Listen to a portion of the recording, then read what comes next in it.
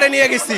গাড়ির ভিতরে এখনো আমরা যখন বেরোই এমন এমন লাশ আছে ভাই, ধরলে হাতে চলে আসবে, লাশগুলা উঠানোর কায়দা নাই।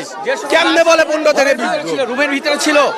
কিন্তু আমি ধরে নিলাম সর্বনিম্ন 35 জন থাকে, সেখান থেকে বের হয়ে গেলে আমি ধরলাম 10 জনই বের হয়ে গেল, আর তো বাকি 25 জন আছে। তাহলে এতগুলো বডি, এত কিছু হয়ে গেল, আর এখানে তারা বলছে 15 থেকে 20টা লাশ।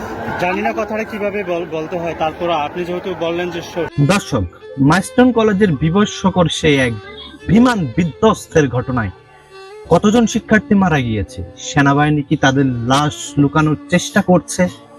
এই নিয়ে মাইলস্টোন কলেজের শিক্ষার্থীর বক্তব্য শোনা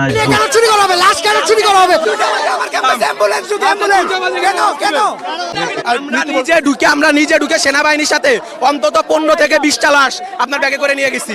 গাড়ির ভিতরে এখনো আমরা যখন বেরোই এমন এমন লাশ আছে ভাই, ধরলে হাতে চলে আসবে, লাশগুলা উঠানোর কায়দা নাই।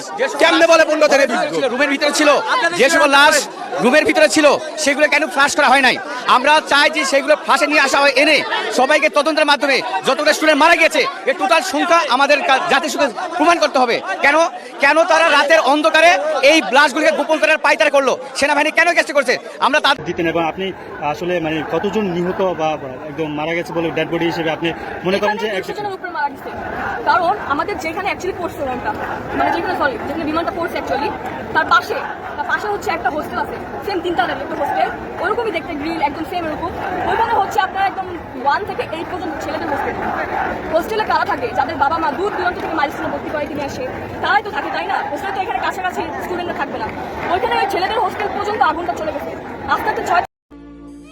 দর্শক বন্ধুরা, সরকারের তথ্য অনুসারে বর্তমানে লাশের সংখ্যা প্রায় 28 ছাড়িয়েছে। বর্তমান প্রেক্ষাপটের কথা বলছি, তবে কিছুক্ষণ পরেই লাশের সংখ্যা আরো বাড়তে পারে। তবে কিছু শিক্ষার্থী, একদল শিক্ষার্থী দাবি করছে লাশের সংখ্যা আরো বেশি। এই বিষয় সম্পর্কে আপনার মতামত কি তা জানান আমাদের কমেন্ট বক্সে।